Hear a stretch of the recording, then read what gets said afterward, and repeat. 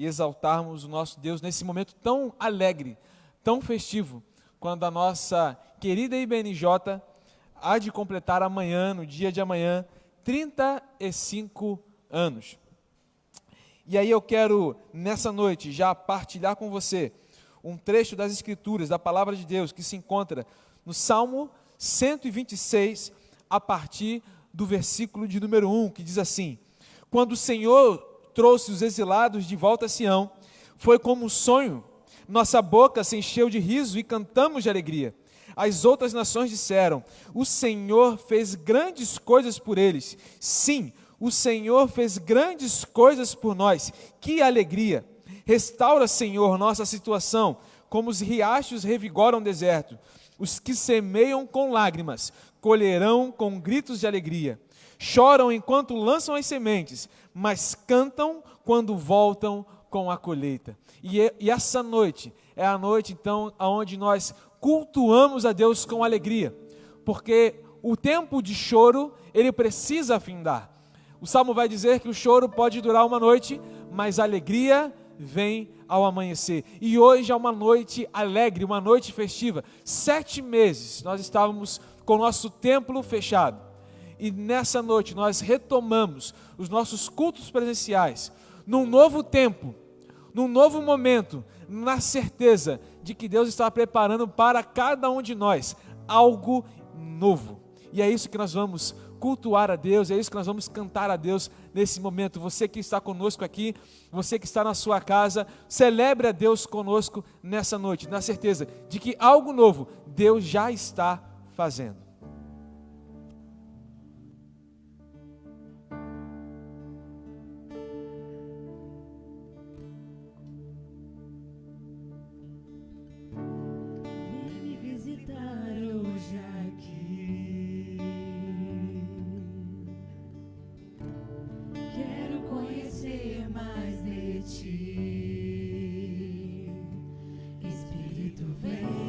Espírito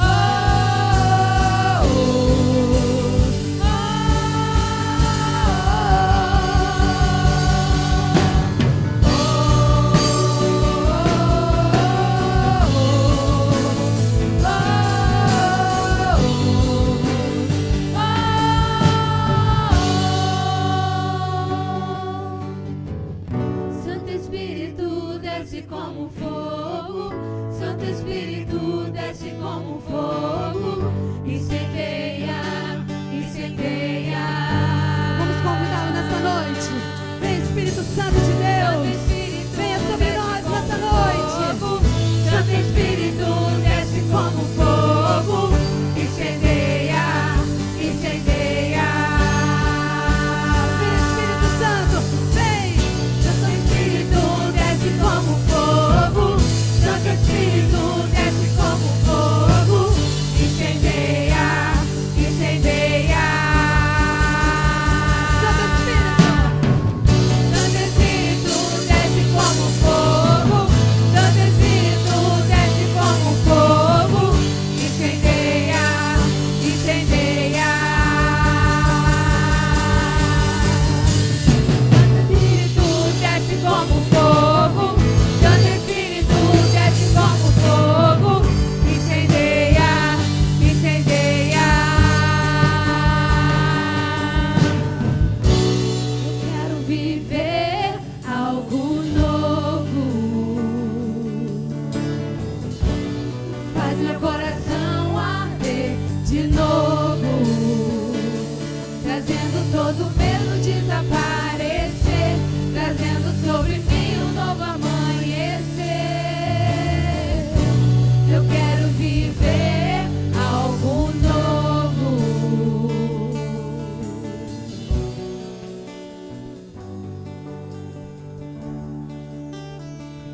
Quantos de nós não quer viver algo novo? E de fato é isso que Deus tem para cada um de nós. A Bíblia vai dizer que nós somos chamados para viver em novidade de vida. Quando Deus inaugura esta comunidade da generosidade que é a igreja, é um novo estilo de vida. Como é descrito no livro do Atos, vai dizer que a igreja, na igreja de Cristo, todos tinham tudo em comum. E aqueles que tinham falta de alguma coisa, lhe era suprido a partir da generosidade. Portanto, a igreja é uma comunidade generosa. Uma comunidade que, mesmo em meio à crise, tem para abençoar aqueles que precisam. E esse gesto de abençoar, ele é resultado da nossa disponibilidade em doar.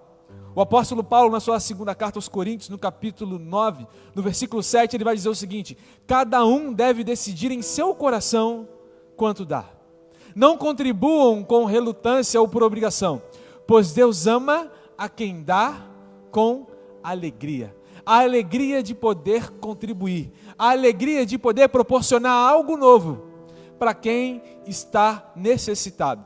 Portanto, nesse momento, você poderá continuar cultuando conosco, através dos seus dízimos e oferta. Você que está nos assistindo online, você pode fazer o depósito. Você que está aqui no nosso culto presencial, nós temos aqui os gasofilácios nas nossas laterais, para que não haja de fato nenhuma aglomeração na galeria. Que Deus possa te abençoar. Eu quero convidar você que está aqui conosco a se colocar de pé, para que juntos possamos continuar cultuando ao nosso Deus. boa noite, igreja, paz do Senhor, amém? Muito bom estarmos de volta, muito bom estar na casa do Pai, para louvar e bendizer o nome dEle, ao único que é digno de toda honra, de todo louvor, aquele que é merecedor de tudo, e nós estamos aqui para adorá-lo, para bendizer o nome dEle, amém? Então vamos adorar Ele nessa noite.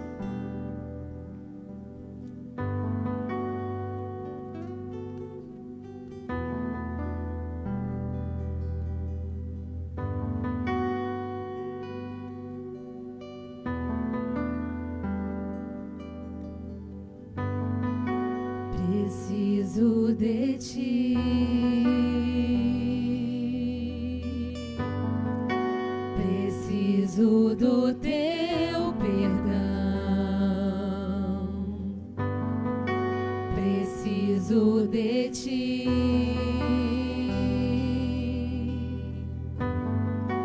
quebranta meu coração.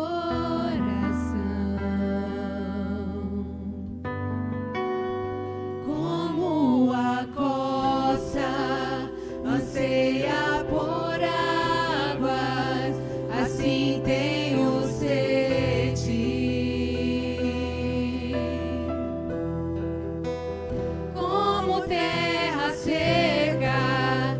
assim é minha alma, preciso de ti.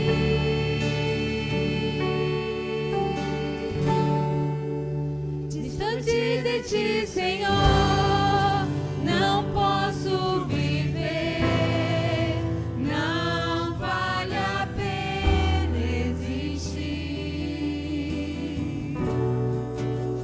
Escuta o meu clamor, mas que o ar que eu respiro, preciso de ti.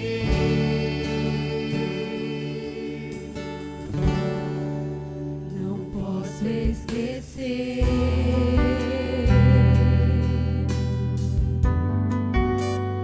o que fizeste por mim. Como alto é o céu,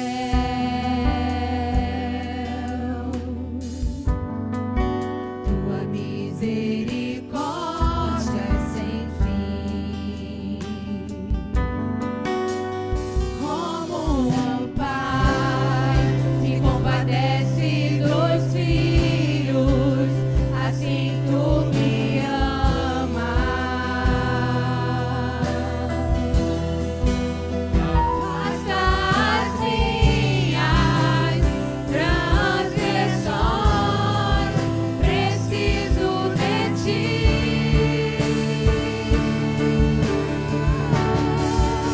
Distante de ti, Senhor, não posso viver, não vale a pena existir. Escuta o meu clamor, mas que o ar que eu respiro, preciso de ti.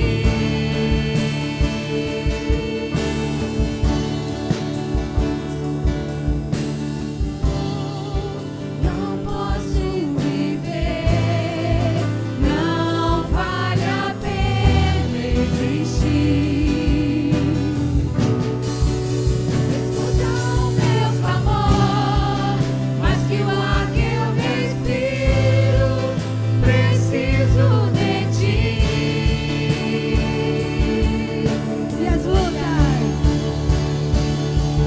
E as lutas vêm tentando me afastar de ti. Frieza, escuridão procuram me cegar, mas eu não vou desistir. Ajuda-me, Senhor, eu quero permanecer contigo até o fim. E as lutas vêm tentando me afastar de ti. E não é verdade, meu irmão? Frieza, escuridão procuram me cegar. Mas o quê? Mas eu não vou desistir. Ajuda-me, Senhor, eu quero permanecer contigo até o fim.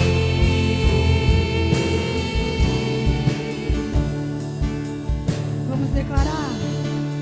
Distante de ti, Senhor, Não posso viver, não vale a pena existir. Escuta o meu clamor, mas que o ar que eu respiro, preciso de ti. nós precisamos de ti, Senhor. Preciso de ti. Você pode declarar isso? Preciso de ti. Nós precisamos, Senhor. Preciso de ti. Como preciso. Preciso de ti.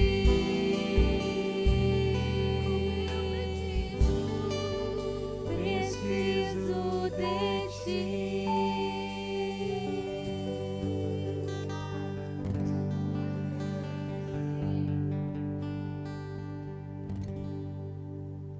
Vamos continuar adorando ao Senhor. Essa próxima canção que nós vamos entoar agora é Eu Vou Construir. Eu não sei qual é a batalha que você está passando nesse momento, qual é a luta, mas pode ter certeza que maior é aquele que está em nós do que está no mundo, amém?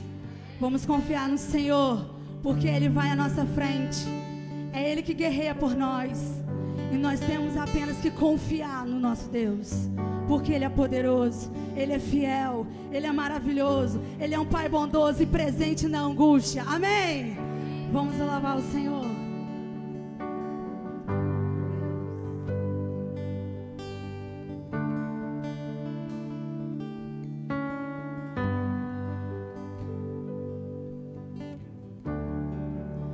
Digno dessa canção, só Tu és Senhor. Digno do meu louvor, só Tu és Senhor.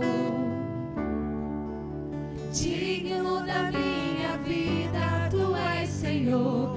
Ou eu sou Teu. Você pode declarar que você é do Senhor? Nome que é sobre todos é o Teu Jesus. Fonte da salvação, só Tu és Jesus. Digno da minha vida, Tu és Jesus. Ó, eu sou Teu, eu sou Teu.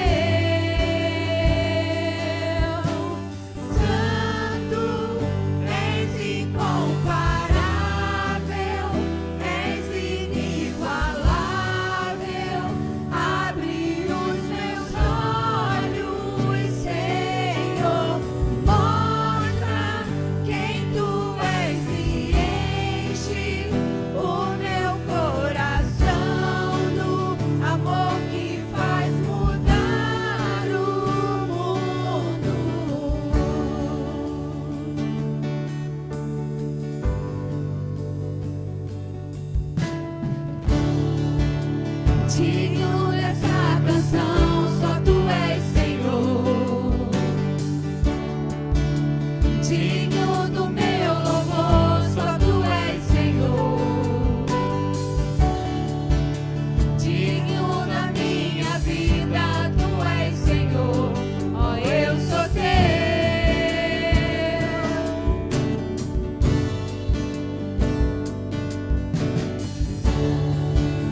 Nome que é sobre todos é o Teu Jesus. Fonte da salvação, só Tu és Jesus. Digno da minha vida, Tu és Jesus. Ó, eu sou Teu, eu sou Teu. Santo,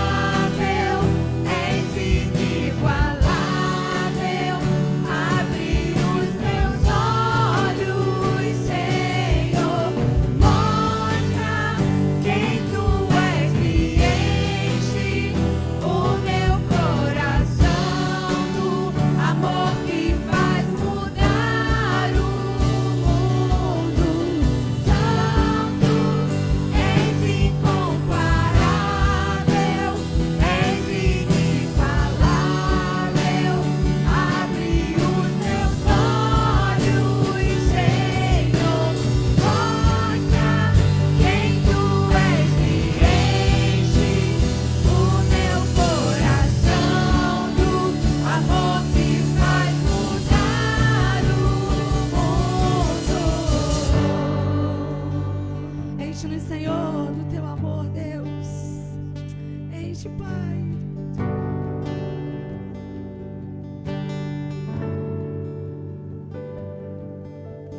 Eu vou construir minha vida em Ti. Tu és meu fundamento. Eu vou confiar somente em Ti.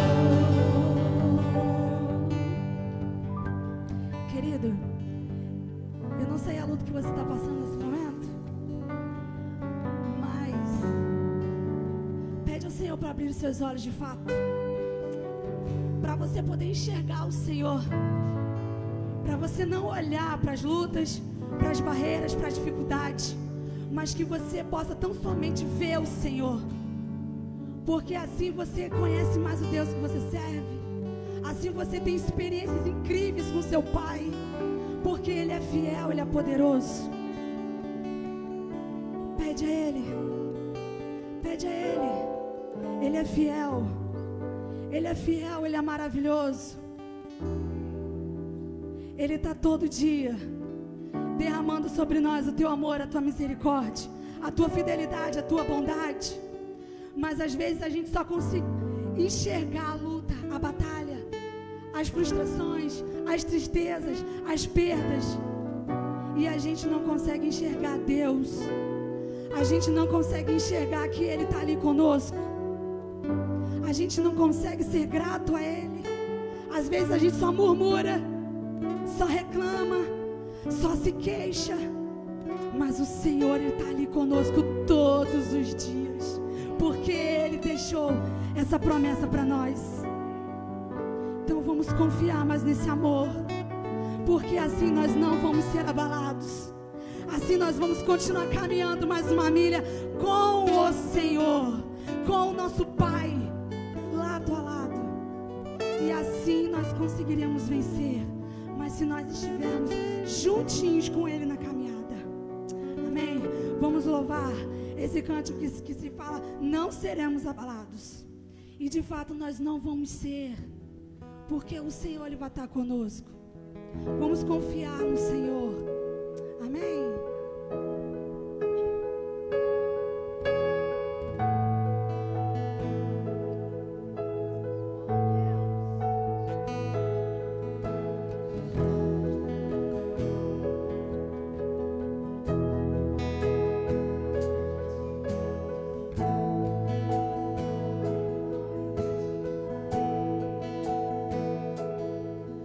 Confiando em nosso Deus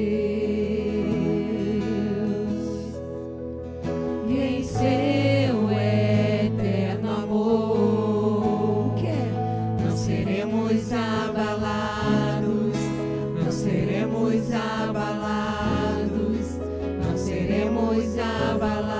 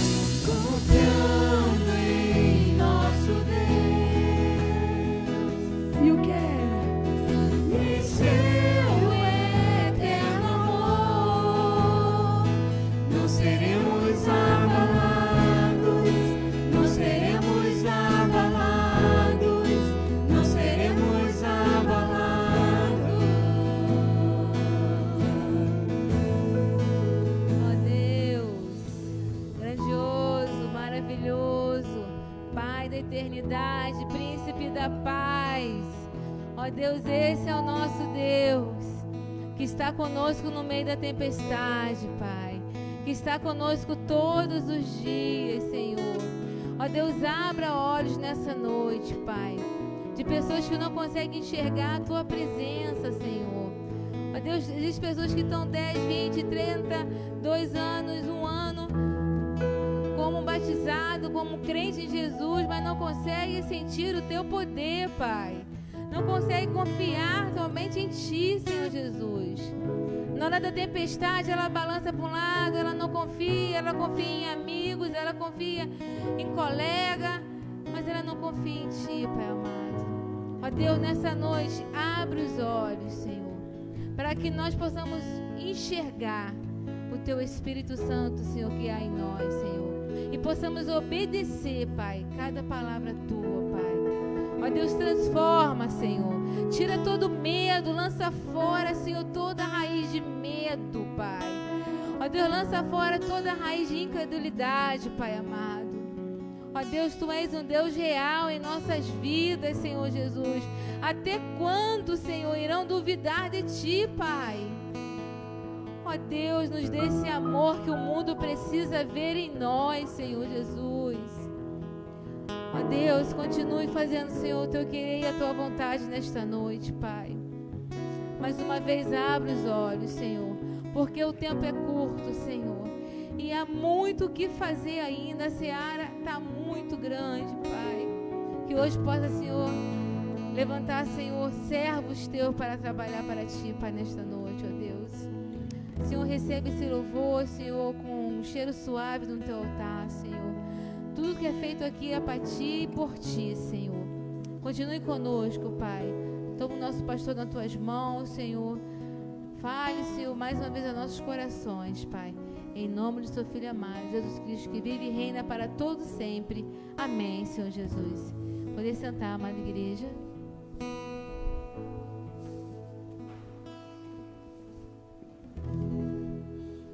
Não seremos abalados. Essa canção me lembra o Salmo 125, no verso 1, aonde vai dizer o seguinte: os que confiam no Senhor são como os montes de Sião, não serão abalados, mas permanecerão para sempre. Essa verdade já está aqui, nas nossas mentes, mas ela precisa estar no nosso coração. Falar de não ser abalado em tempos de crise, em tempos de perdas, em tempos desafiadores, como não se abalar diante das últimas notícias? Como não se abalar diante de sonhos frustrados, planos arruinados? Certamente, cada um de nós, ao iniciar este ano, que já está quase se findando, teve o seu sonho, o seu projeto, o seu planejamento. E eu acredito que nenhum de nós colocou na sua agenda, no seu planejamento, uma pandemia. Uma pandemia que haveria de fazer com que nós viéssemos a fechar o nosso templo por 7 meses. Uma pandemia que talvez tenha feito com que você que está aqui ou que nos assiste tenha perdido o seu emprego. Alguns perderam entes queridos. Outros foram acometidos, pelo vírus da Covid. Mas seja como for, aqui estamos.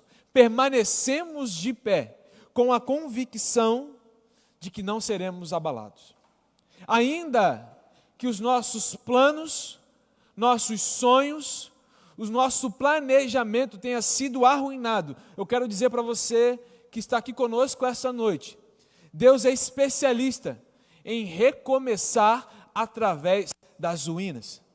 Inclusive é sobre isso que eu quero pensar com você nessa noite. Ruínas e recomeço. Para alguns, uma frustração, um plano arruinado pode ser o fim. Mas eu repito para você nessa noite, com a plena convicção de que a palavra de Deus me dá, a ruína pode ser um começo de uma nova história, pode ser um recomeço. E não há livro mais apropriado para esse tempo de recomeço, de ruínas, de um contexto caótico, do que o livro de Neemias.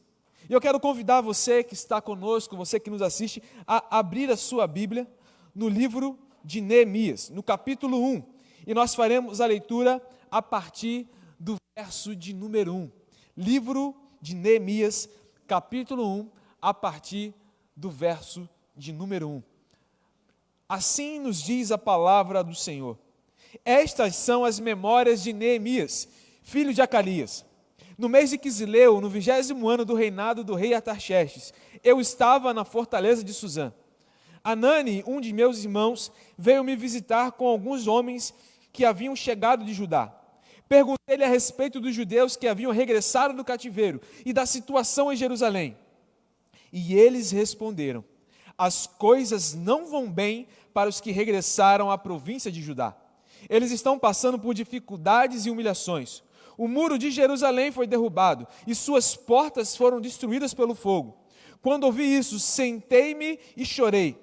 Durante alguns dias, lamentei, jejuei e orei ao Deus dos céus. E então disse: ó Senhor, Deus dos céus, Deus grande e temível, que guarda a tua aliança de amor leal para os que te amam e obedece os teus mandamentos, ouve a minha oração. Olha do alto e vê que ora noite de noite e dia por teu povo Israel. Confesso que temos pecado contra ti. Sim, minha própria família e eu temos pecado. Temos pecado terrivelmente contra ti, não temos obedecido a teus mandamentos e decretos e estatutos que nos deste por meio do teu servo Moisés. Por favor, lembra-te do que disseste a teu servo Moisés. Se forem infiéis a mim, eu os dispersarei entre as nações, mas se voltarem para mim e obedecerem aos meus mandamentos e viverem de acordo com eles, então, mesmo que estejam exilados nos confins da terra, eu os reunirei e os trarei de volta ao lugar que escolhi para estabelecer o meu nome. O povo que tu resgataste com teu grande poder e com tua forte mão é teu servo. Ó Senhor, por favor, ouve a oração deste teu servo. Ouve as orações de teus servos que se agradam em te honrar. Peço que me concedas êxito hoje e que o rei seja favorável. Nesse tempo eu era copeiro do rei. Palavra de Deus para nós nessa noite. Nós podemos e vamos tirar aqui alguns princípios muito importantes a partir da vida, da história de Neemias, a partir da sua reação diante de um contexto de crise, diante de um contexto de ruínas. Como lidar quando a má notícia chega à nossa porta? O que fazer quando somos subitamente tomados por uma notícia que nos aflige? E é interessante, então, nós entendermos o contexto no qual Neemias está inserido. Neemias é um homem, é um jovem que não nasce necessariamente na terra da sua descendência. Alguns vão dizer que ele é da tribo de Judá, mas o fato é que Neemias nasce já dentro do cativeiro babilônico. Neemias nasce em uma outra cultura, ele nasce diante ou entre um povo que tem costumes diferentes daquele que a sua família tinha, mas aqui já tem para nós um princípio muito importante. O princípio que é possível florescer mesmo em meio ao cativeiro. E por que eu digo isso? Porque Neemias é nos apresentado aqui, ele mesmo se apresenta para nós como sendo um copeiro do rei. E repito aqui o que o pastor William, juntamente com a nossa irmã Tamires, disse na nossa EBD: copeiro não é aquele que lava copo. Tampouco nós, às vezes, fazemos algumas associações e achamos que a tarefa de um copeiro, que no nosso entendimento tem a ver tão somente com gerenciar o alimento, garantir que o rei não fosse envenenado a partir de algum daqueles alimentos, nós tendemos a pensar na figura de um copeiro como a figura de um garçom. Mas a figura mais apropriada para nós tentarmos fazer uma equivalência com a função do copeiro é a função de um primeiro-ministro ou um ministro da Casa Civil. Porque Neemias, ele desfruta de um cargo de confiança. Alguém em que o rei confia para que a sua vida pudesse ser assegurada através de Neemias. Ele era ali a última proteção diante do rei. Porque se alguém tivesse envenenado a comida, seria Neemias, que no exercício da sua função, daria a sua vida em prol da vida do rei. Não só isso, Neemias, além de desfrutar de um cargo de confiança, ele também desfruta de uma posição de influência. Ele é influente, ele está diante do rei, ele tem contato com o rei o ouve, o rei o conhece, e não só isso, ele tem confiança, ele tem influência e ele também desfruta de algumas benesses, ele tem alguns benefícios. Afinal, se ele tem que experimentar a comida do rei, que tipo de comida ele comia? A melhor comida. Que tipo de roupa certamente Neemias vestia? A melhor roupa, porque ele precisava estar apresentável diante do rei. E o que Neemias era? Ele era um cativo. Então, querido, entenda uma coisa, um princípio muito importante. É possível florescer em meio ao cativeiro. É possível florescer em meio ao caos. É possível que algo novo surja a partir das ruínas da vida. E Neemias já nos ensina isso já com a sua história de vida. Mas não para por aí. O texto vai dizer então que Neemias está, teoricamente, em mais um dia de seu trabalho. E eu imagino cada um de nós, antes desse contexto agora de pandemia, de distanciamento social, todos nós estávamos com as nossas agendas já previamente programadas. Estávamos vivendo hoje, ou na verdade, desfrutando no hoje, mas pensando no amanhã. Não, amanhã eu tenho que fazer isso, amanhã eu tenho que fazer aquilo. E é interessante porque a Bíblia, ela tem a resposta que nós precisamos. Tiago, na sua carta, vai dizer o seguinte, olha, não diga que amanhã eu vou fazer isso ou vou fazer aquilo. Diga, se Deus quiser, faremos isso ou aquilo, porque o amanhã não está no nosso controle. Até que em dado momento ali, Neemias se depara com um de seus irmãos, e a ideia aqui de irmãos, alguns vão dizer que de fato é irmão sanguíneo, outros vão dizer que se trata aqui de um conterrâneo, alguém da mesma tribo que ele, mas o fato é que Neemias, ele está diante de Anani, e ele pergunta para ele como vão as coisas. E aqui há um princípio muito importante para as nossas vidas. Nós precisamos ter cuidado com as perguntas que nós fazemos. Algumas perguntas que nós fazemos, elas são profundamente perigosas, porque elas podem nos tirar da zona de conforto e nos levar para a zona de confronto. Algumas perguntas que nós fazemos podem nos tornar responsáveis por coisas que sequer nós imaginamos. O fato é que Neemias faz uma pergunta, só que ele não age da maneira como usualmente nós agimos. Nós, geralmente, ainda mais agora que estamos podendo ainda aqui de maneira limitada, de maneira parcial, retomar as nossas atividades, você agora reencontra com um irmão aqui na igreja, um irmão que você estava tão somente acostumado a ver pelas telinhas, e agora você fala, oi fulano, boa noite, boa tarde, e você faz uma pergunta na sequência. E que pergunta é essa? Tudo bem? Oi, tudo bem? Só que aquele tudo bem, que você não quer saber se está bem ou mal, porque você está com pressa, você tem a sua agenda, você tem que fazer as coisas. Mas Neemias faz essa pergunta, só que ele não faz essa pergunta de maneira descomprometida. Ele pergunta, e mesmo sem saber o que haveria de escutar, ele para ouvir. Cuidado com as perguntas que você está fazendo. Mas agora, se você está fazendo algum tipo de questionamento, esteja pronto para parar e ouvir. E Neemias, então, ele para, e ele ouve, e o relato que ele ouve é um relato que não agrada. Agora Anani coloca para ele no versículo 3, vai dizer o seguinte, eles responderam, as coisas não vão bem para os que regressaram à província de Judá. E agora imagina, né, você está ali na sua atividade, no meio da sua agenda lotada, do trabalho para casa, da casa para o trabalho, faculdade, um monte de coisa, e aí você faz a pergunta para alguém no meio da rua, aquela pessoa, não está nada bem. Aí você fala, deu ruim. Aí você olha para o relógio, porque você tem uma consulta em 10 minutos, ou o ônibus está passando daqui a 5 minutos e aquela pessoa agora falou que não está bem. E agora você tem que parar e ouvir, porque você perguntou. E quem pergunta quer uma resposta. Neemias, então, ele para, ele ouve, e a resposta que ele ouve não é a resposta esperada. E a resposta que ele ouve é de que as coisas na província, para o seu povo, as coisas não vão bem. E o texto continua, eles estão passando por dificuldades e humilhação. O povo, o muro de Jerusalém foi derrubado e suas portas foram destruídas pelo fogo. Eu imagino, Na IBNJ isso não acontece, eu estava com saudade de falar isso. Na nossa igreja isso não acontece, mas outra igreja por isso acontece. Aí você ouve uma má notícia, porque você está com pressa, e você fala assim, não, meu irmão, olha, fica tranquilo, vai em paz que eu estou orando por você. Quantos eu estou orando por você, você já falou, mas nunca orou? Cadê o sorriso, gente? Quem está online não dá para ver o sorriso do pessoal. Mas quantas vezes nós já fizemos isso? Deixa eu falar para você, não fica constrangido não, eu já fiz isso.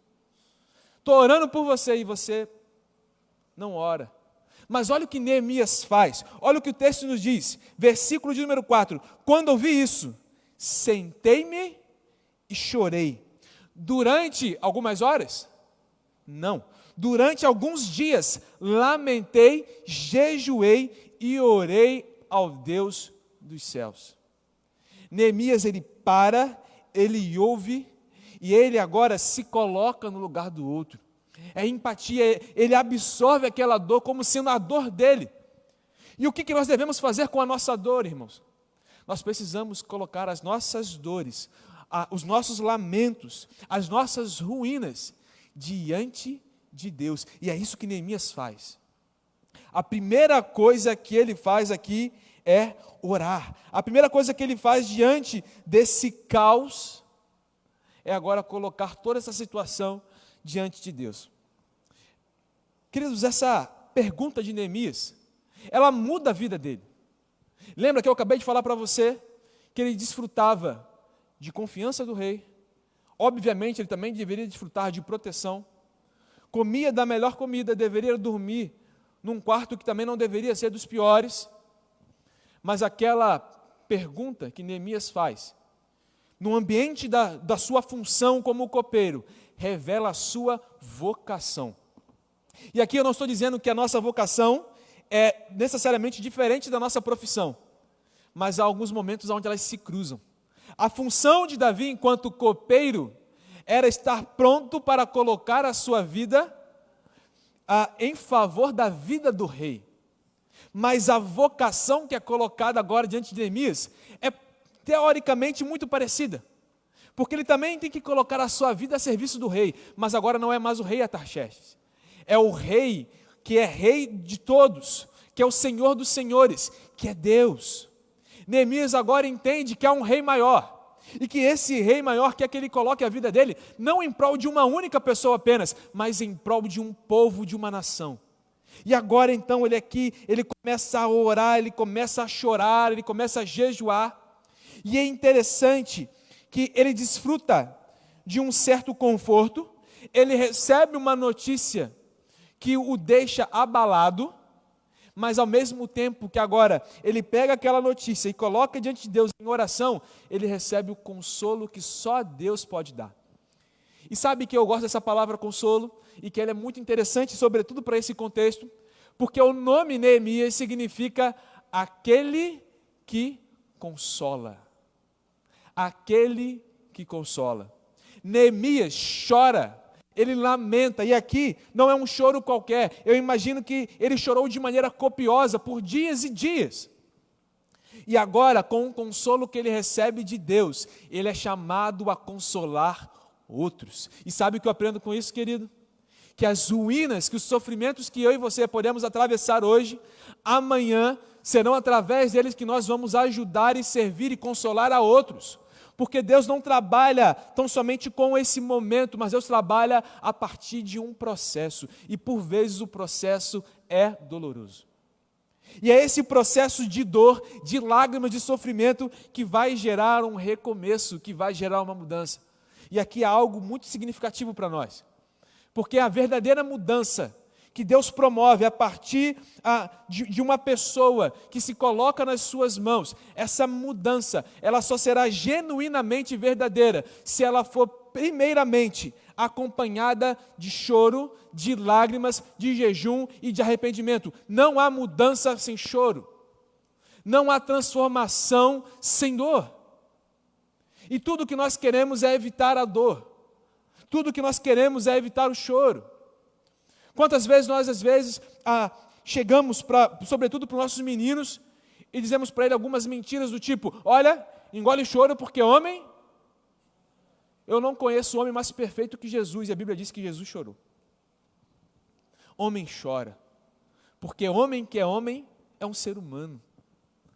O homem que é homem lida com as aflições. O próprio Jesus disse: no mundo tereis aflições, mas tende bom ânimo. Como ter bom ânimo se parece que o mundo está desabando ao nosso redor? A resposta é: elevo meus olhos para o monte. De onde me virá o meu socorro? O meu socorro vem do Senhor, que fez os céus e a terra. O socorro não vem do monte. O socorro não vem para onde eu estou olhando. O meu socorro, ele vem do Senhor, e Neemias sabe disso. Por isso, então, ele se coloca nesse exato momento aqui em oração. Mas há algo aqui que eu quero destacar com você também, que eu preciso que você entenda. Neemias vai nos revelar aqui, a partir da sua forma de agir, a partir da maneira como ele lida com as más notícias, de que nós não podemos fazer da oração a nossa última opção. Quantas vezes, então, diante de uma catástrofe, diante de algo que interrompe a nossa agenda e que nos machuca, que nos fere, que nos agride, diante de uma crise, nós tentamos resolver as coisas por nós mesmos. Não, então vou fazer isso, perdi o emprego, agora eu vou fazer isso aqui, vou fazer aquilo ali, e você agora monta um planejamento maravilhoso. E ele fracassa. E você vai lá, então, faz outro planejamento maravilhoso, fala, agora vai dar certo. E você fracassa novamente. E aí você fala, tentei uma, tentei duas, não deu certo, agora só me resta orar. Irmãos, não trate a oração como resto.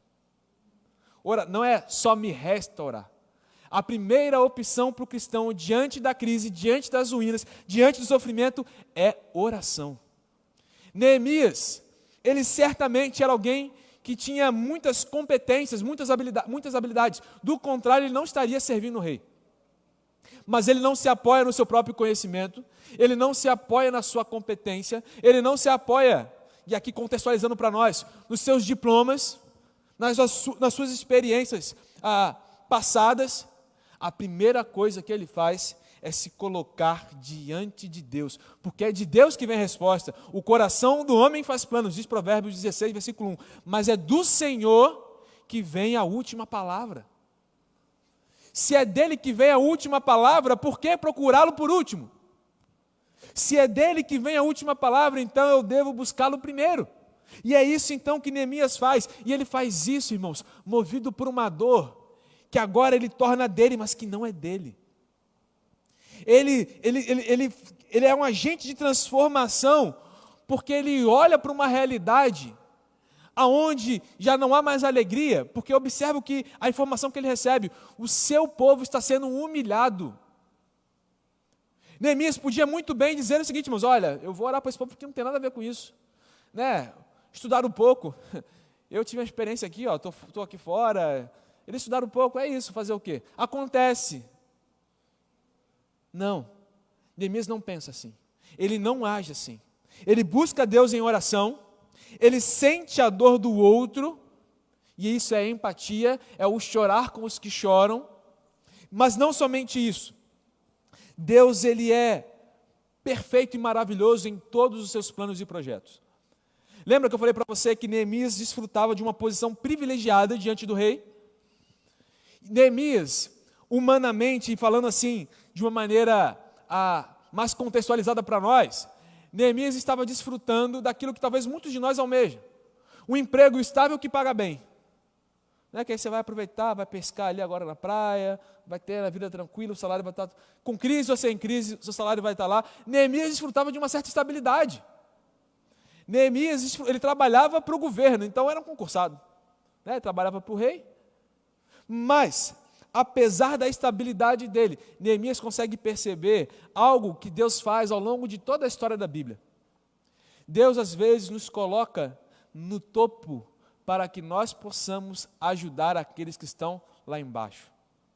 O topo, às vezes, não é o ponto final, mas é o ponto de partida para um recomeço, para algo novo.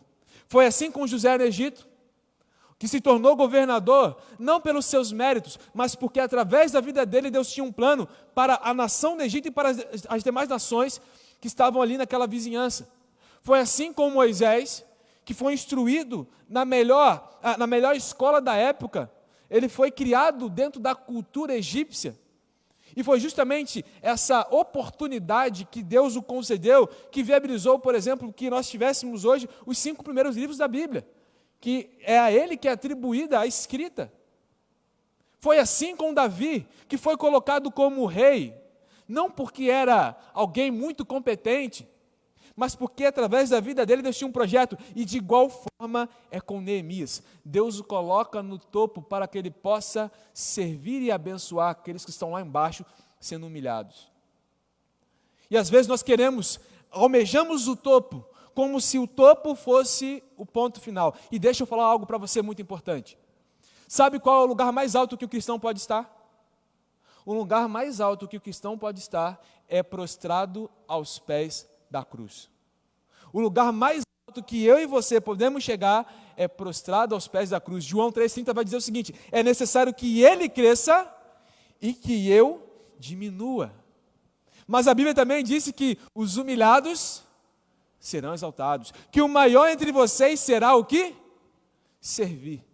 Neemias não está deixando uma posição elevada por uma posição mais baixa. Neemias está deixando uma posição alta por uma mais alta ainda, porque não há privilégio maior do que servir a Deus e, servindo a Deus, servir aqueles que precisam.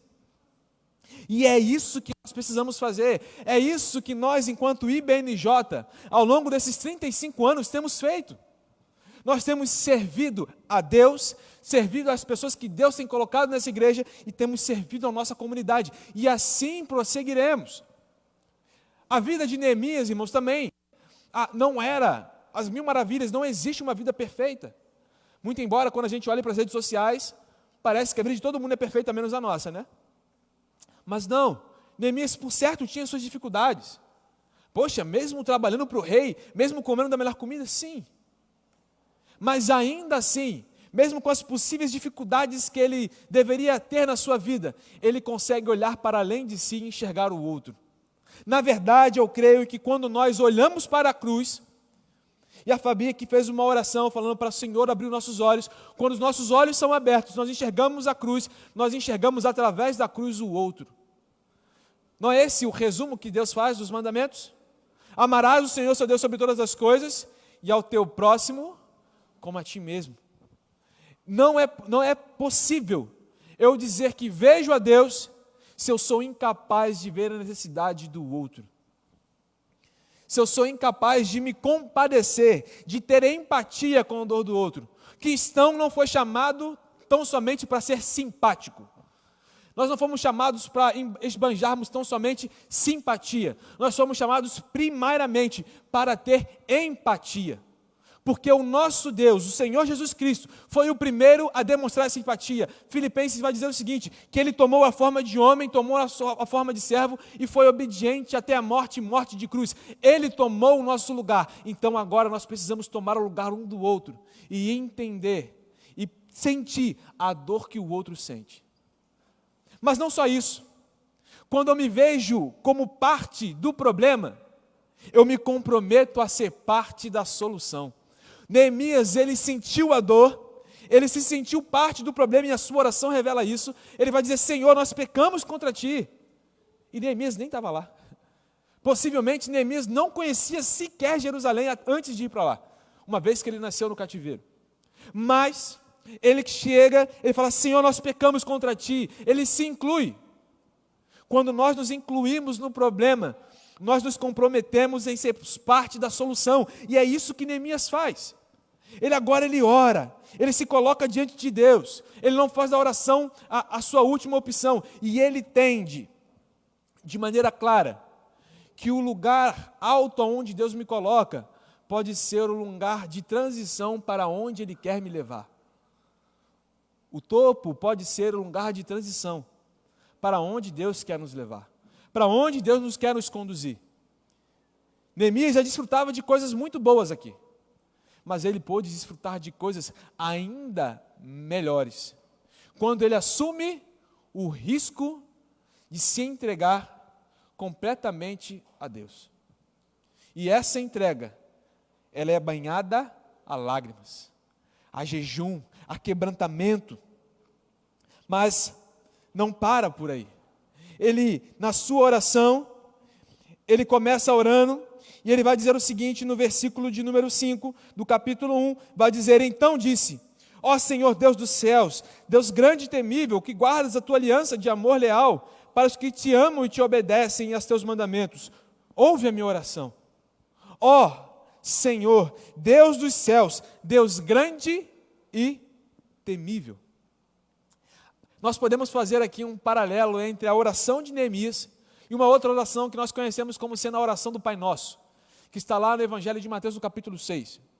E você certamente deve conhecer essa oração, que inicia-se da seguinte forma: Pai Nosso que estás nos céus, santificado seja o vosso nome. A oração começa exaltando, elevando o nome de Deus. Agora observa, como é que começa a oração de Neemias? De igual modo.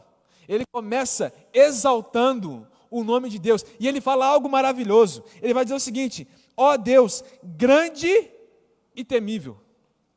Sabe o que eu aprendo aqui com esses dois adjetivos que Neemias se refere a Deus? E ele começa dizendo grande, é porque à medida que Neemias ora, Deus se torna maior para ele, e à medida que Deus se torna maior para Neemias, menor se torna o problema que ele está a enfrentar. Quando nós nos colocamos diante de Deus em oração, a visão que nós temos de Deus, ela é ampliada, e a visão do nosso problema, ela é diminuída, porque maior é o que está em nós do que está no mundo. Porque em todas essas coisas, nós somos mais que vencedores. Porque nem altura, nem largura, nem profundidade, nada pode nos separar do amor de Deus. O que Neemias faz, irmãos, aqui? Se você olhar toda a oração, o que ele vai dizer aqui? Ele vai fazer referência às promessas que Deus havia feito a Moisés. A maior ou a melhor forma de nós permanecermos com o vigor necessário para enfrentarmos as ruínas da vida é nos apegando às promessas de Deus. E é isso que Neemias faz. Ele se apega a essas promessas. Ele diz assim na sua oração: ó Senhor, tu disseste a Moisés que se o teu povo for fiel, o Senhor haveria de abençoá-los. Ele se apega às promessas de Deus. E quais são as promessas que Deus fez para você e que você se esqueceu? E uma vez que você se esqueceu delas, agora você já não tem mais vigor, já não tem mais ânimo, e não consegue enxergar a partir das ruínas um recomeço. Se apegue às promessas de Deus, se apegue à palavra de Deus. Queridos, a nossa caminhada cristã não é uma caminhada num parque de diversão. A caminhada cristã não é um lugar aonde eu me divirto, tampouco é um mercado aonde eu entro e seleciono o que eu quero. A Bíblia nos apresenta a vida cristã como uma guerra. Efésios capítulo 6. Portanto, nós temos que nos revestir da armadura. Para que a armadura? Porque estou em guerra. E contra quem é minha guerra? Minha guerra não é contra o outro. A nossa guerra não é contra a carne nem contra a sangue, mas contra principados e potestades nas regiões celestiais. Deus tem o seu processo. E esse processo, por vezes, é doloroso. Neemias chora, lamenta. Nós acabamos de sair de uma série de reflexões de Frente para a Luz, onde nós falamos sobre depressão, ansiedade, sobre as doenças da alma. Agora imagina, o texto vai dizer, Neemias aqui relata que ele ficou alguns dias chorando, alguns dias lamentando. Mas ele não lamentou porque o seu telefone quebrou. Ele não lamentou porque ele estava atrasado para o trabalho e o pneu do carro furou no meio da estrada. Ele não lamentou por qualquer outro motivo fútil. A lamentação de Neemias tem a ver com aquilo que é mais importante para Deus. E sabe o que é mais importante para Deus? Vida. Vida é algo que Deus se importa, toda e qualquer vida. Porque Deus amou o mundo de tal maneira que deu seu Filho unigênito para que todo aquele que nele crê não pereça, mas tenha a vida eterna. Neemias, ele ao chorar pelos seus conterrâneos, ele está sendo inundado do amor de Deus, do Deus que chora ao ver um filho perdido, de um Deus que se coloca a todo instante, aguardando por vezes, assim como na parábola do filho pródigo, aguardando o nosso retorno, aguardando o recomeço. Ele sente, ainda que de maneira obviamente limitada, aquilo que Deus sente quando nós fazemos escolhas que não agradam. Quando nós não nos compadecemos daqueles que estão sendo humilhados. Nós estamos, e aí eu faço aqui questão de ressaltar isso, irmãos, ainda estamos no contexto de pandemia. A pandemia não acabou. Estamos retomando parcialmente nossas atividades, mas a pandemia ainda existe. O vírus ainda está matando pessoas. Mas sabe qual é o problema? É que por vezes, uma vez que diariamente sobre nós é despejada uma avalanche de notícias, e as pessoas se tornam números, os números se tornam irrelevantes para nós. Ninguém chora por número. Nós choramos por pessoas. Nós choramos por vidas. A sua vida não é mais um número. Mas quando a tragédia alcança a sua casa, pode ser uma pessoa, pode ser um ente querido, é o suficiente para que você sinta dor. Quantas famílias, não só por causa da Covid, mas por diversas razões, têm sido abaladas nesse tempo. E aonde está a igreja do Senhor em meio à crise? Aonde está a igreja do Senhor em meio às ruínas? Nós fomos chamados a sermos reconstrutores, a sermos os Neemias dessa geração, que vamos nos colocar na brecha para trabalhar em prol da edificação do reino de Deus. O que move Neemias aqui não é a oportunidade de fazer uma obra arquitetônica. Neemias não é engenheiro civil. Muito embora ao decorrer do livro a gente vê que ele vai assumir diversos papéis.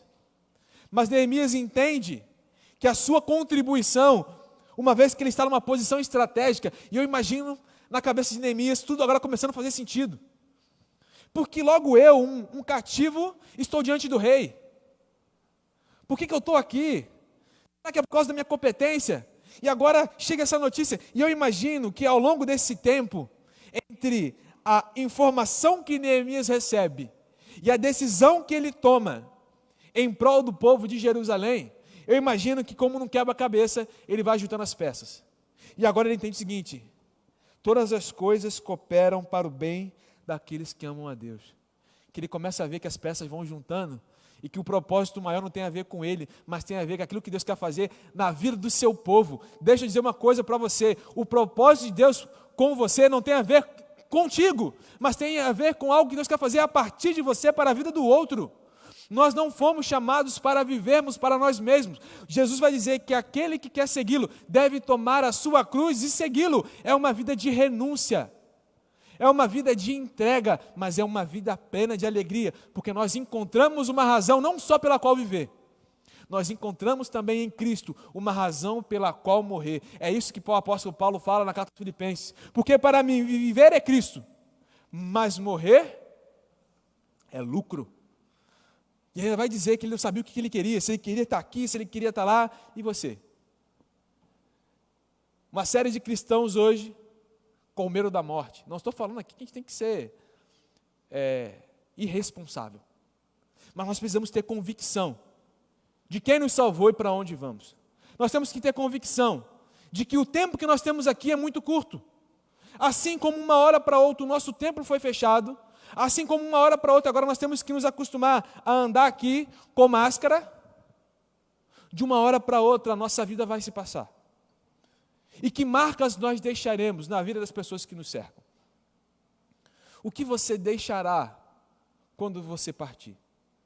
O Evangelho de Jesus Cristo não é uma série de lições de como viver bem, mas é justamente o oposto, é uma série de lições como morrer bem. Como morrer deixando um legado, vivendo uma vida significativa, aonde vidas são abençoadas, e isso nós olhamos para a vida de Neemias e nós aprendemos aqui. Porque este homem se colocou diante de Deus, no momento de silêncio, para ouvir a voz de Deus. Diante das crises, diante das ruínas, muitos barulhos, muitas vozes tentam tomar a nossa atenção. Mas é justamente nesse momento que nós devemos seguir aqui, a exemplo de Neemias. E observa aqui agora o paralelo. E mais uma vez aquilo que Cristo recomenda, de entrar no teu quarto em secreto e orar, porque o teu Deus que te vê em secreto te recompensará. O que Neemias faz? Ele sai daquele barulho, ele sai daquele momento caótico e ele se coloca em lágrimas e silêncio para ouvir a voz de Deus. Sabe por que talvez você não esteja ouvindo a voz de Deus? Porque você está falando e não está deixando ele falar. Ou melhor, ele está falando, só que você está querendo falar junto e você não está ouvindo quem está falando. A hora de perguntar, Neemias fez a pergunta, mas na sequência agora é hora de ouvir. Todo homem deve estar pronto para ouvir e deve ser tardio para falar e para se irar. Neemias, então, ele nos ensina isso. Nos ensina que a caminhada cristã é, por vezes, esse pêndulo entre um momento estamos aqui no topo e outro momento estamos no vale. Um momento tem fartura, no outro momento tem escassez, mas em todos os momentos tem Jesus, em todos os momentos tem Cristo, porque Ele é o Emanuel, o Deus conosco, aquele que caminha conosco mesmo no vale da sombra da morte, porque Ele não diz que não haveria vale, Ele não diz que não haveria perigo, mas Ele diz que o seguinte, porque Ele vai nos conduzir a pastos verdejantes. Aonde é o destino? Pastos verdejantes. Mas qual é o caminho por vezes? O vale da sombra da morte. Falar em vale da sombra da morte é falar da experiência que eu tive exatamente há uma semana atrás. No último domingo, antes necessariamente da nossa retomada dos nossos cultos, eu e Jaqueline, minha esposa, decidimos andar de bicicleta. Algo que até então parece inofensivo. E fomos com um grupo de amigos andar de bicicleta. E ali, olhando a paisagem, contemplando a natureza que Deus nos criou, e ali, tirando nossa foto, essa modelo do lado da minha esposa, esse cara feio, seus irmãos já sabem quem é, esse sou eu. Mas, esse passeio, no nosso planejamento, olha, vamos andar de bicicleta, vamos voltar, vamos fazer o nosso almoço e vamos curtir o dia, vamos aproveitar o restante do dia, planejamos tudo. E nada do que nós planejamos, até aí, deu certo. Pelo contrário, o dia que nós planejamos, terminou da forma como nós não esperávamos. Terminou dessa forma que você vai ver aí. Esse é o estado que Jaqueline ficou após um acidente de bicicleta. E aí, algumas perguntas vêm à nossa mente. Por que logo comigo, Deus? Porque eu que estou buscando te servir, te seguir, fazendo tudo direitinho. E aí Deus responde para a gente o seguinte, e por que não com você? A pergunta não é por que comigo, é por que não com você? Mas eu vou deixar que a própria Jaque diga para os irmãos como ela está.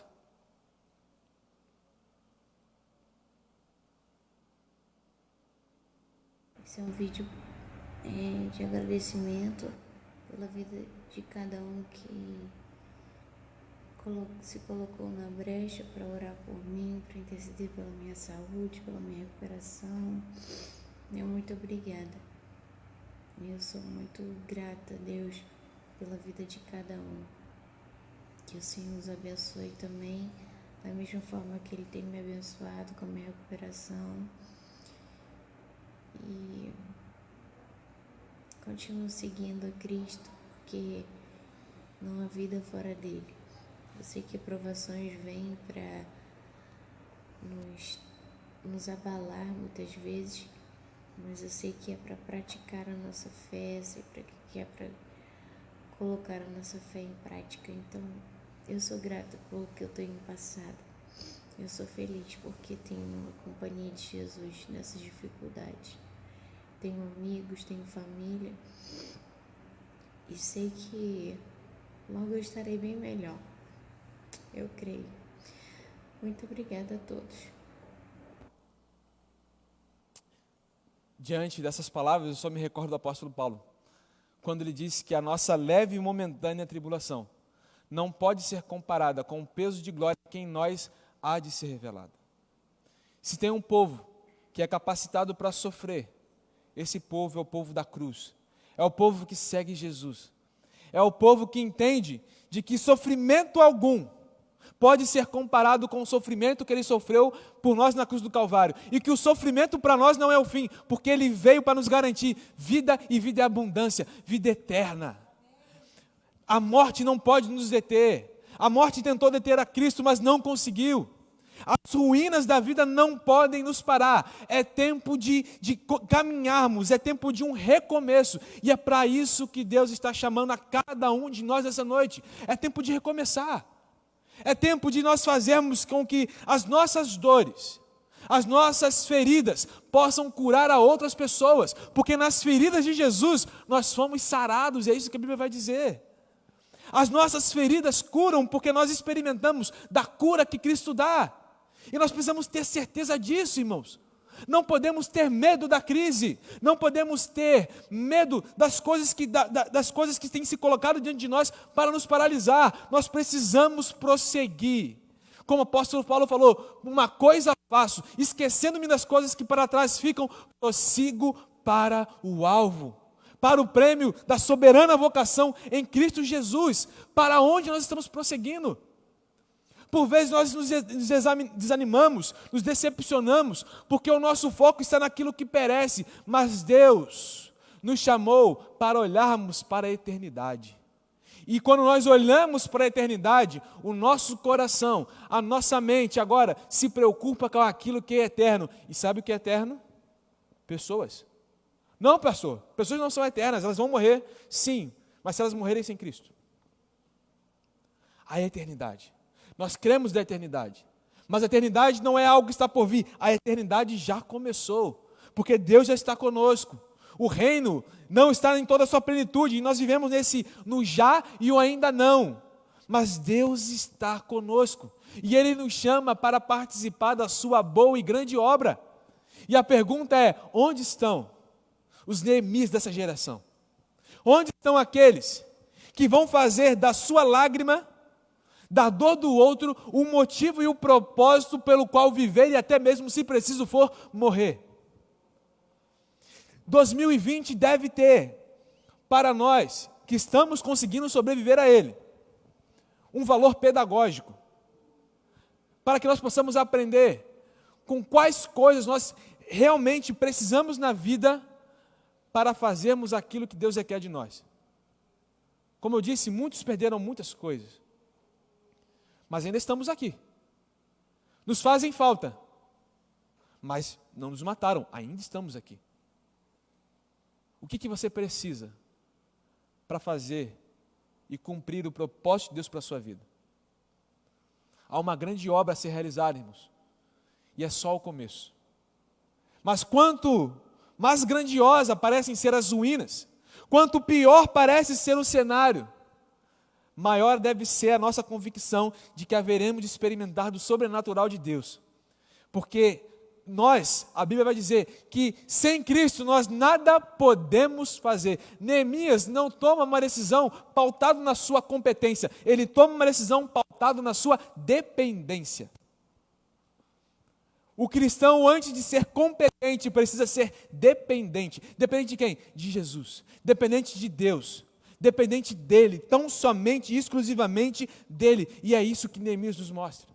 E é isso que ele ensina para nós, então, com a sua forma de agir e reagir diante das ruínas da vida. Eu não estou dizendo para você que você não tem que lamentar pela situação que talvez você esteja enfrentando. Mas a questão é, diante de quem você está colocando o seu lamento? O pastor pode e vai te ouvir. Os pastores da IBNJ podem e vão te ouvir. Mas nós não podemos fazer por você ou em você aquilo que somente Deus pode fazer.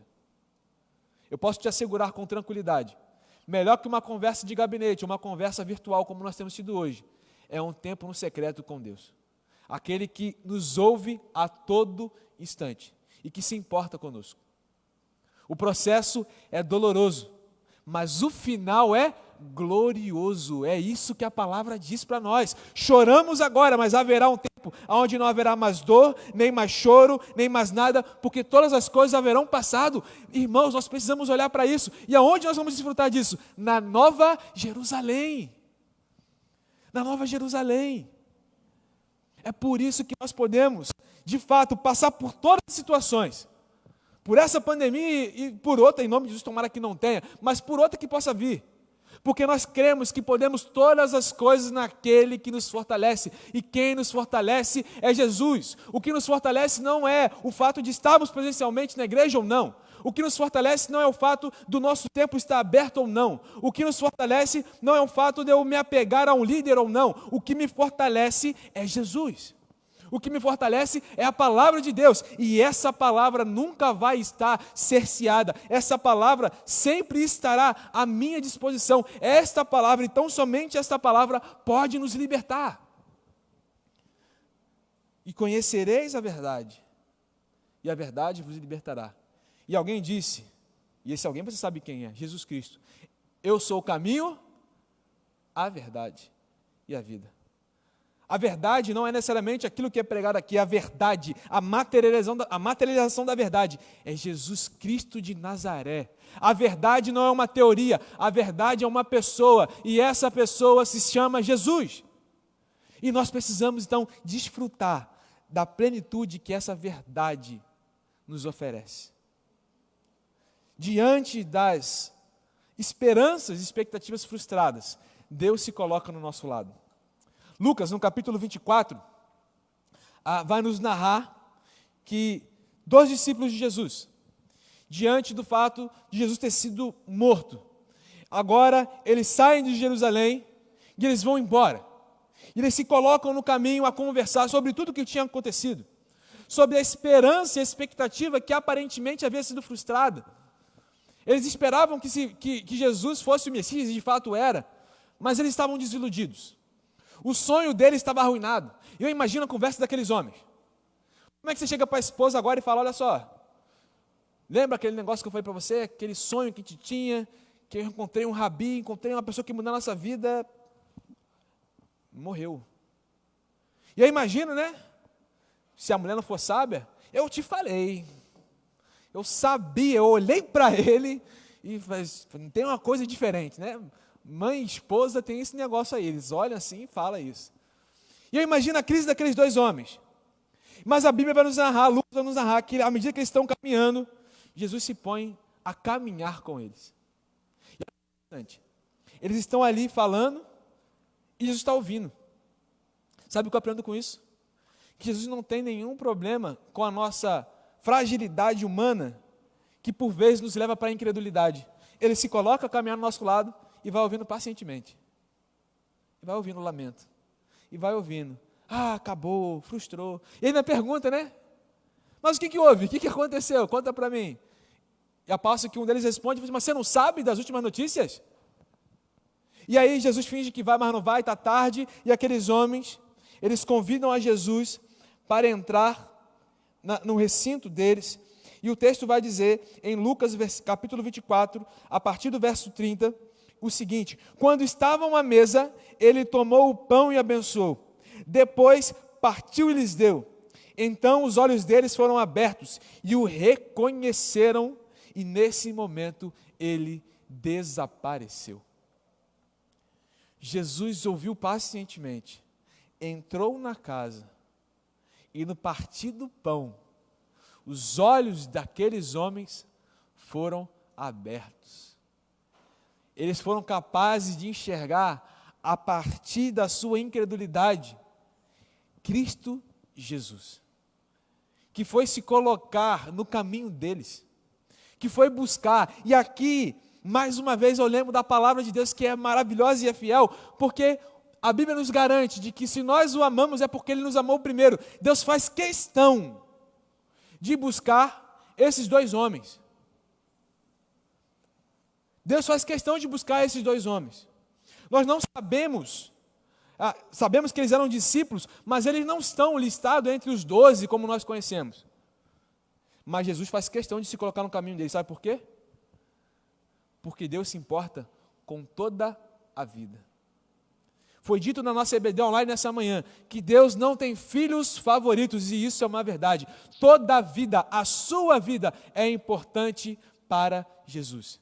Mas foi no partir do pão que os olhos daqueles homens se abriram. Na crucificação de Cristo, os fariseus, os religiosos da época, achavam que era o fim.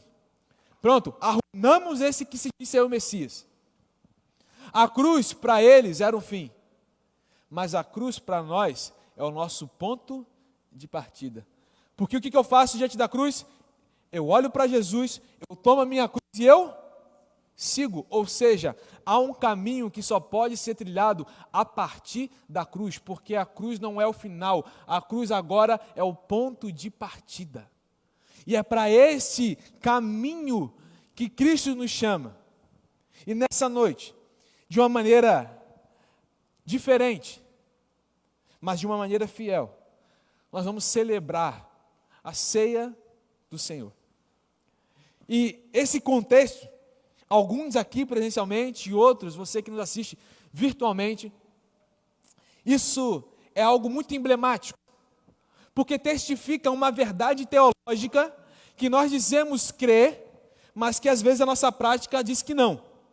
Porque nós falamos que Deus ele é onipresente, ou seja, Ele está em todo lugar.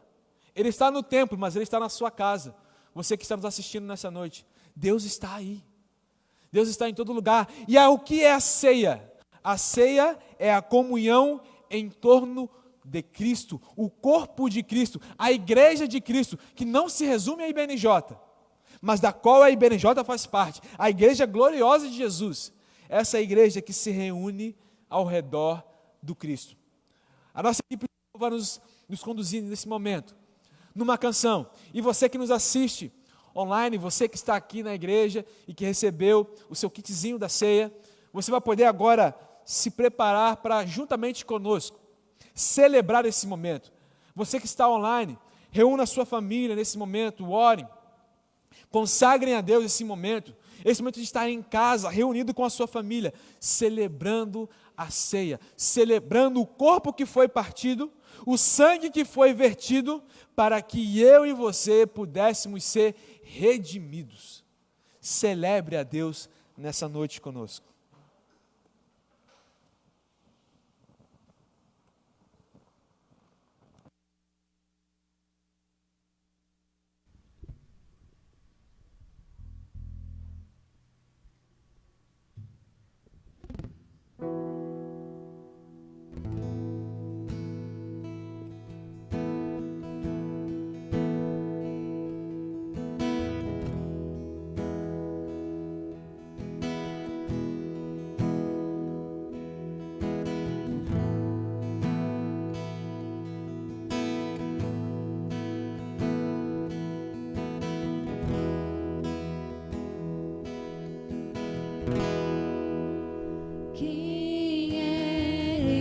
Que vem nos abraçando. Quem é esse que vem nos constrangendo com o olhar? Ele é tão sábio, ensina em amor. Ele é tão manso, cuida dos corações.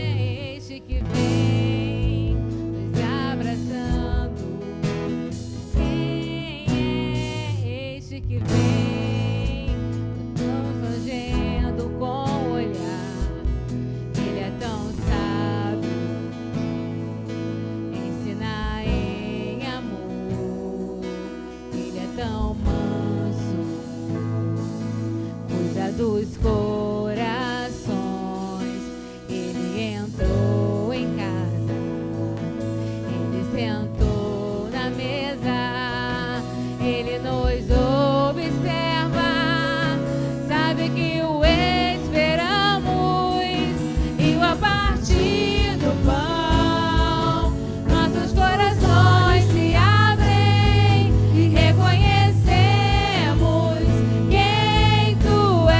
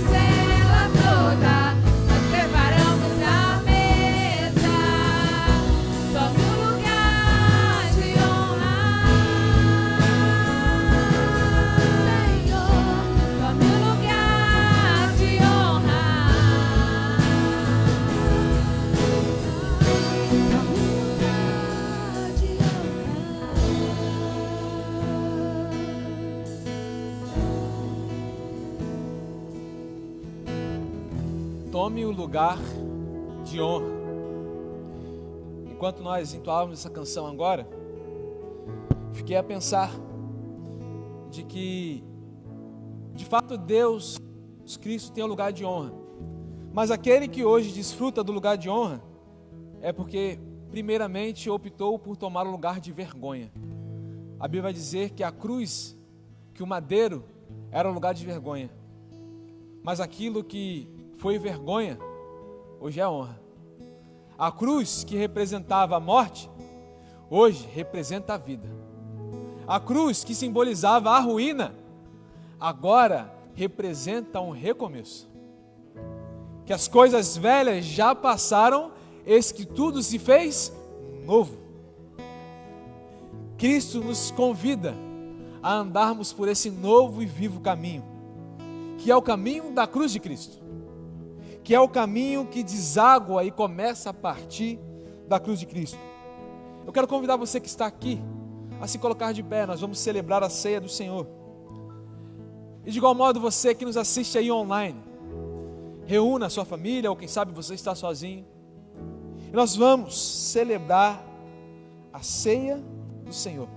O apóstolo Paulo, na sua carta aos Coríntios, primeira carta aos Coríntios, no capítulo 11, ele diz o seguinte: pois recebi do Senhor o que também lhes entreguei, que o Senhor Jesus, na noite em que foi traído, tomou o pão, e tendo tomado o pão, e tendo dado graças, o partiu e disse: este é o meu corpo em favor de vós. E aí Cristo disse que o seu corpo é representado a partir do pão. E esse corpo vai sendo partido, vai sendo partido, vai sendo partido, e à medida que ele vai sendo partido, ele vai sendo distribuído. À medida que ele vai sendo partido, ele vai sendo compartilhado.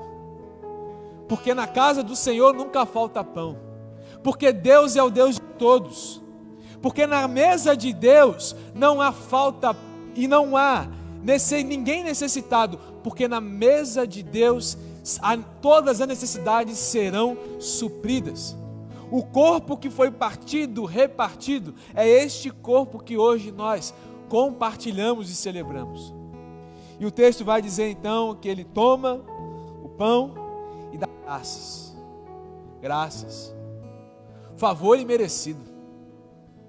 Quantas coisas nós gostaríamos de ter ou de ter realizado ao longo de 2020 que não aconteceram e que talvez não vão acontecer. Mas o fato de você estar aqui nessa noite, o fato de você estar aí nessa noite nos assistindo, é motivo de dar graças. Em tudo dai graças, porque essa é a vontade do vosso Deus. E é isso que nós vamos fazer nessa hora. Nós vamos dar graças. Não por termos ou não um emprego, não por termos ou não a saúde, mas damos graças porque temos a salvação em Cristo Jesus. E ninguém, nada pode nos tirar isso. E é esse o motivo que nós vamos agradecer. Cristo é o motivo da nossa gratidão. Cristo é a nossa esperança. Cristo é a razão pela qual nós vivemos, nos movemos e existimos. Não há nada, não existe nada fora de Cristo. E é isso que nós cremos. Ah, Senhor, muito obrigado, Deus, pelo teu corpo partido na cruz do Calvário, Deus.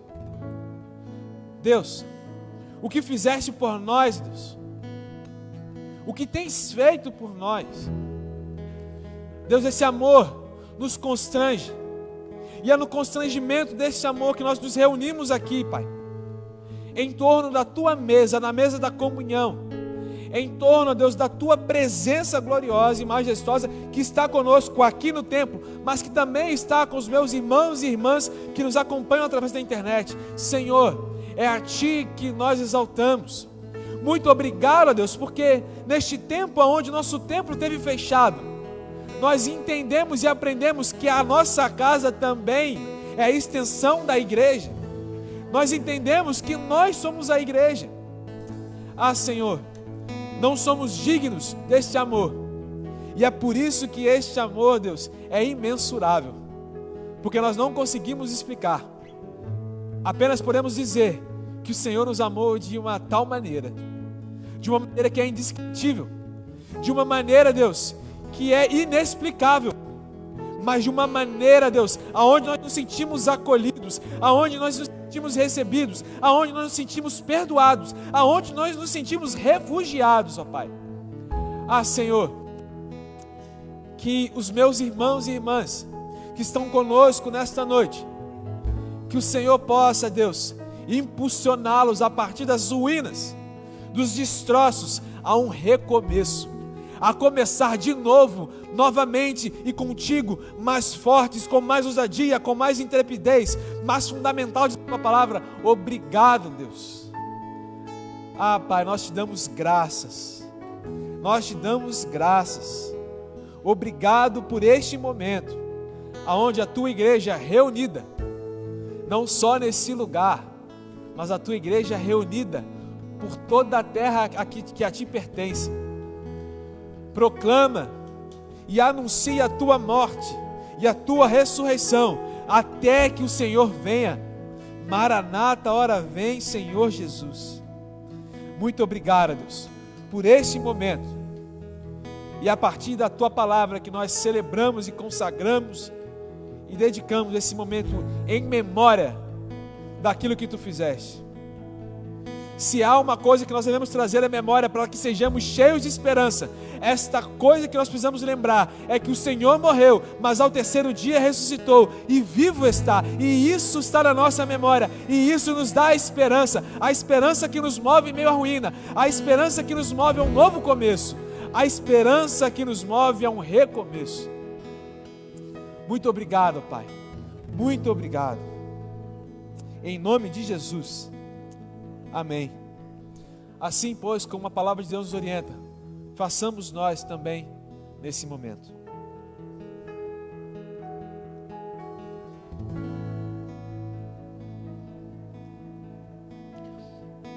Da mesma forma, depois da ceia, ele tomou o cálice e disse: este cálice é a nova aliança, e façam isso sempre que o beberem, em memória de mim.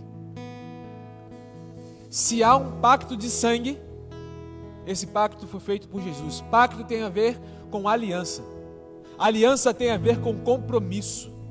Aliança tem a ver com fidelidade. Deus permanece fiel mesmo quando nós somos infiéis. E a aliança que Ele fez, nada nem ninguém pode quebrar, porque a palavra de Deus nos assegura que nem a altura, nem profundidade, nem o porvir, nada pode nos separar do amor de Deus. Então a aliança que Ele fez conosco, através da cruz de Cristo, através do sangue derramado no Calvário, é uma aliança eterna. E essa aliança nos garante a plenitude de vida e a plenitude de alegria, que só pode ser desfrutada em Cristo. Por isso eu quero agradecer por esse momento, juntamente com você que está na sua casa, você que está aqui. Nós vamos orar agradecendo a Deus pelo sangue derramado na cruz do Calvário, porque nós somos limpos por esse sangue. Há um cântico que vai dizer que sim, neste sangue lavado, mais alvo que a neve serei. No sangue de Cristo nós somos limpos, fomos purificados no sangue de Cristo. Senhor, muito obrigado pelo sangue que tu derramaste na cruz do Calvário, pelos meus irmãos e irmãs, por mim, por cada um de nós, pela tua igreja espalhada pela face da terra. Hoje, Pai, com alegria no coração, com júbilos, com gratidão, nós reforçamos, ó Deus, e pedimos que o Senhor nos ajude nessa caminhada, para que possamos permanecer fiel, Pai, a esta aliança que o Senhor estabeleceu conosco, e que possamos continuar propagando, proclamando a tua mensagem, até que o Senhor venha, ou até que nós possamos ir ao teu encontro. Mas seja como for, ó Pai, enquanto aqui estivermos, de ti falaremos. Muito obrigado, Deus, pelo teu sangue derramado na cruz do Calvário. Em nome de Jesus, amém. Façamos, pois, assim como a palavra de Deus nos instrui, ingerindo o segundo elemento da ceia.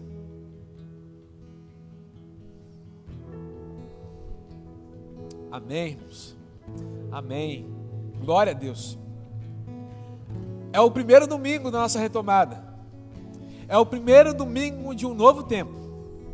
É o primeiro domingo de uma reconstrução. E você que nos assiste, você que está aqui, você foi chamado para ser o Neemias deste tempo. Que Deus te abençoe, que Deus te guarde. Na próxima quarta-feira, nós, na nossa rede social, no nosso Facebook, nós teremos uma live com o pastor Eimaldo, pastor emérito da nossa igreja, falando sobre discernindo o tempo, baseado no livro de Neemias. Então, quarta-feira, programe-se para estar conosco. Que Deus te abençoe, que Deus te guarde. Uma semana de paz, uma semana de bênção. Vão em paz, irmãos. Deus abençoe.